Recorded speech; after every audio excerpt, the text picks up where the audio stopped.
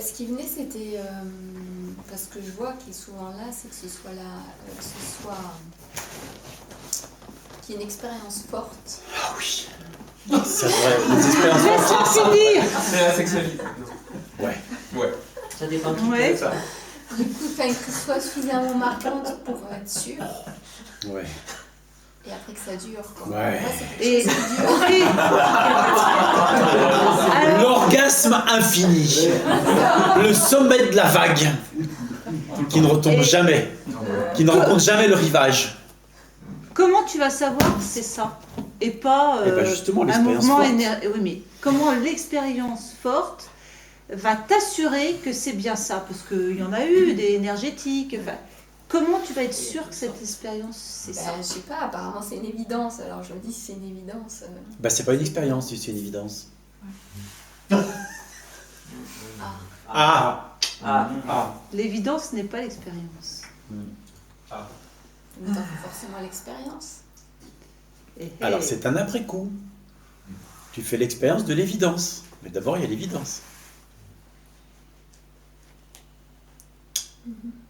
Mais c'est essentiel pour toi, ça. C'est pour tout le monde en fait. On erre tous sur cette voie, sur cette impasse. La volonté d'une expérience qui va signer l'éveil. Mais si j'avais pas cru que l'éveil était une expérience, mais j'avais su dès le départ que c'était pas une expérience, mais une réalisation, mais peut-être bien ce serait produit en 84 ou se produire en 2012. Non, c'est une réalisation. Et c'est poumant parce qu'une expérience mystique comme moi, celle que j'avais faite, vraiment tu te dis, waouh, c'est ça quoi. Et donc tu veux vivre ça tout le temps parce que c'est la preuve, tu vois. Tu es heureux, tout est beau, tout est merveilleux, tout est parfait, tout est amour, tu le vis tout le temps, enfin tu vois.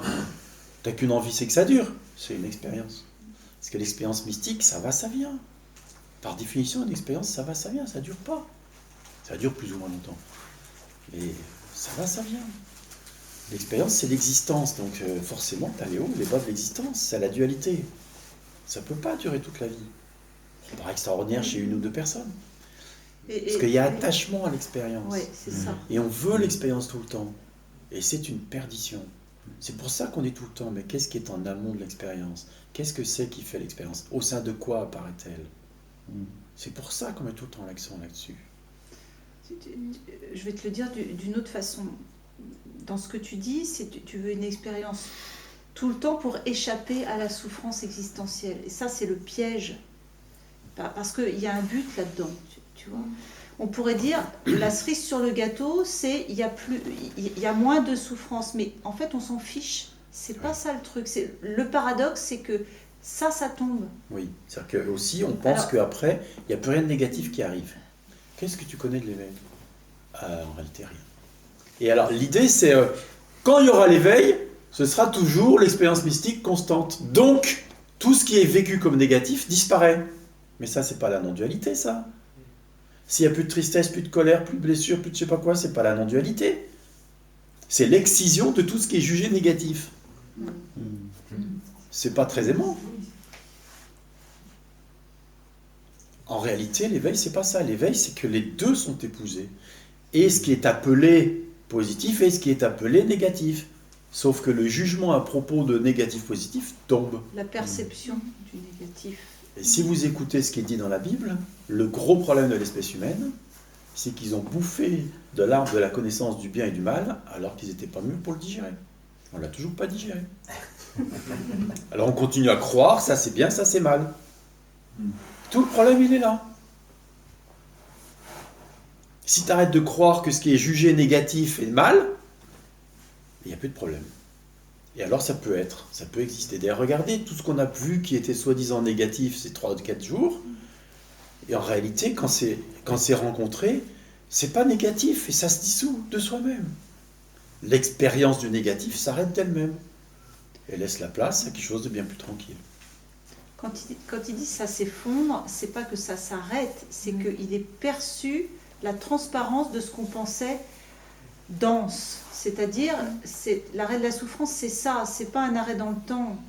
C'est C'est Tout d'un coup, c'est tu le regard. ouvres voilà, les yeux sur la réalité de ce qu'on appelait souffrance. Alors, elle est plus souffrante comme elle l'était avant. C'est ça la fin de la souffrance. C'est dans l'instant. Tu vois, ça n'a rien à voir. Et quand tu dis, ben, j'attends que ça soit tout le temps, tu vois, tu parles pas de la même chose.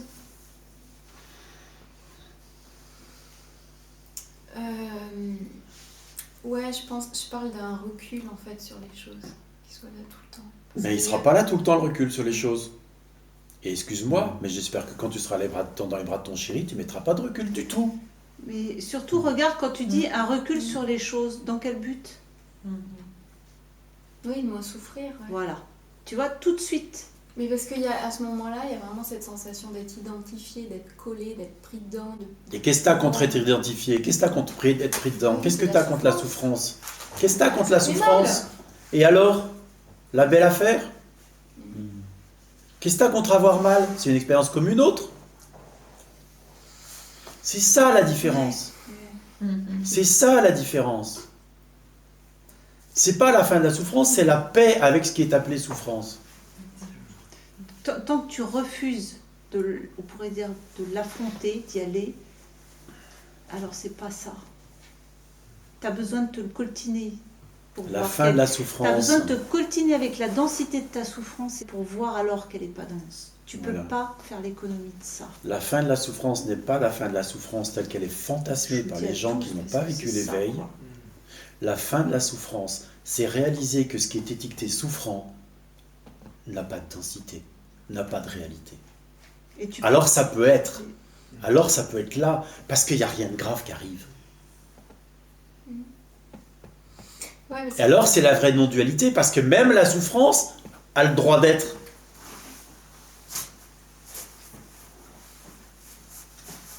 Ouais, mais quand t'es pris dedans, en même temps, t'as pas envie d'y être, tu vois, il y a quelque chose comme ça. Le problème, c'est déjà que tu n'as pas envie d'y être. Mm.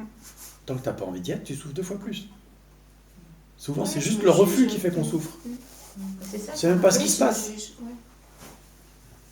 Puis j'aimerais tellement être évolué, puis comment? Moi, je suis thérapeute, j'accompagne les gens, ils souffrent encore. Franchement, non, quoi.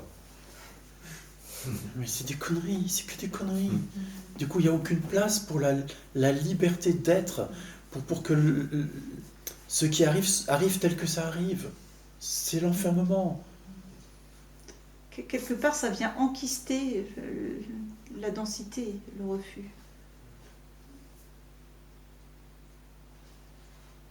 Ouais, mais il y a vraiment ce truc-là, en effet, Mais de bien juger sûr. vachement, de Mais bien sûr. l'impression On de a pas tous avoir ça. évolué malgré des années. Et bien sûr, tant que tu le prends à l'envers. Mais Tant que tu crois que c'est toi qui dois évoluer, et puis qu'en plus tu veux qu'il y ait certains requis pour considérer que tu as évolué, tu vas jamais y arriver, parce que c'est pas dans ce sens-là que ça se passe. Mais d'ailleurs, regardez, depuis que le monde est monde, il y a combien de millions de gens, de milliards de personnes qui ont voulu être heureuses? Est-ce qu'ils y sont arrivés? Et depuis des milliers d'années, on fait toujours la même chose. On essaye de vouloir être heureux par nos propres efforts. Ça marche? Non! C'est pas la bonne voie. tu pourrais le prendre dans l'autre sens. Tiens, c'est bizarre, toutes ces années et il n'y a pas d'évolution. C'est donc bien que c'est pas le bon chemin. Waouh, mais quelle joie de s'en rendre compte! Au lieu de se dire c'est ma très grande faute parce que tu comprends, j'ai pas fait ce qu'il fallait, que je m'y prends mal et que j'ai pas la capacité, que je devrais être autrement comme je suis pour pouvoir y arriver, tu vois, d'en rajouter encore. Mais juste dire mais attends, personne n'y est jamais arrivé depuis que le monde est monde. Alors, on est tous des incompétents notoires, alors c'est plus la peine d'essayer, ou bien c'est que c'est pas la bonne direction. Je vote pour la deuxième solution. C'est pas la bonne direction.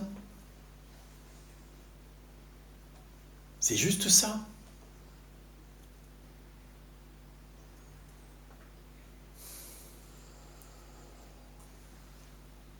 Vous êtes parfait tel que vous êtes. Entendez ça? Vous êtes parfait tel que vous êtes.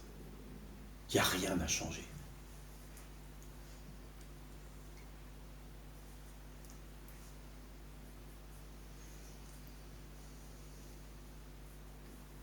C'est ça l'amour. C'est cet amour plein et entier pour ce qui est tel que c'est. C'est pas vouloir que l'autre soit différent. C'est pas conditionnel.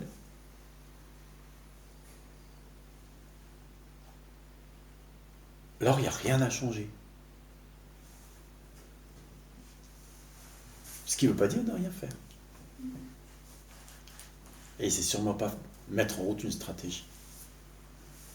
Oui, je vois bien ça. Même hier soir ou ce matin, je voyais bien quelque part que Estelle ne peut rien faire en fait.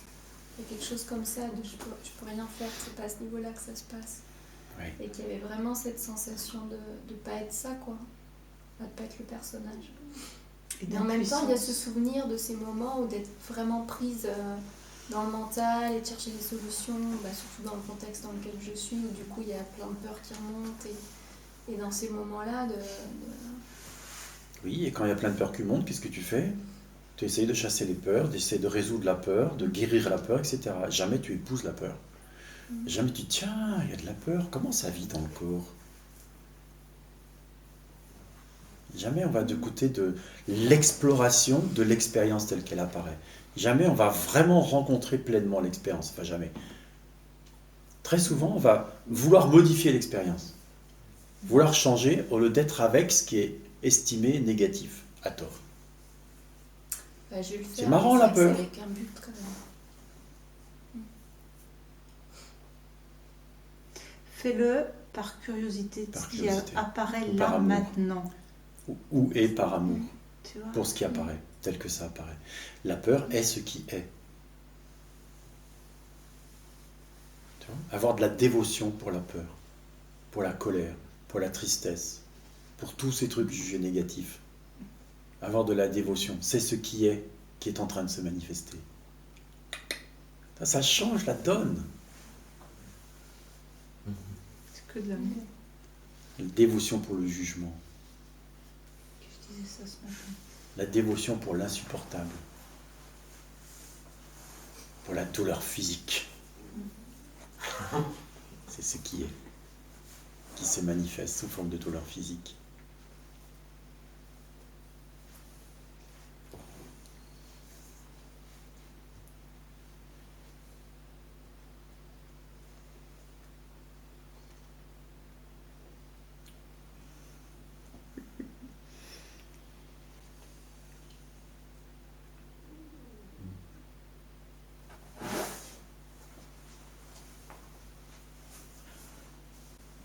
Avec personne pour le faire, hein. C'est pas une stratégie. Et tu cherches à résoudre la peur? Sois en dévotion de « je cherche à résoudre la peur ». Jusque-là. On pourrait dire, laisser un doux sourire se poser sur les réactions, tu vois, sur ce qui apparaît, qui est jugé négatif. On pourrait dire plein de choses, mais toi, l'énergie, c'est dans ce sens-là, la curiosité, le sourire, l'amour pour, tu vois. Quel mot tu mettrais, toi? Sûr. Être avec. Ouais, être avec la douleur physique. Mais poser un sourire, le sourire, ça t'irait? Non, le calme. Plus être dans le calme avec ça. Tu as dit j'essaie d'être dans le calme, tu as Non. dit? Plus être avec. Plus être dans le calme. Et le mot oui, ça correspond. Oui, tout à Oui. fait. Oui.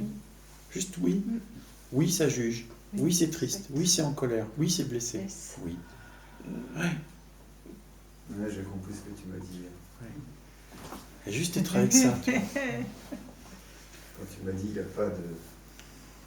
Qu'est-ce que tu m'as dit exactement? Il n'y a pas de compromis possible. En gros, ça voulait dire ça. Pas de concession. Là, j'ai compris le truc. Yes.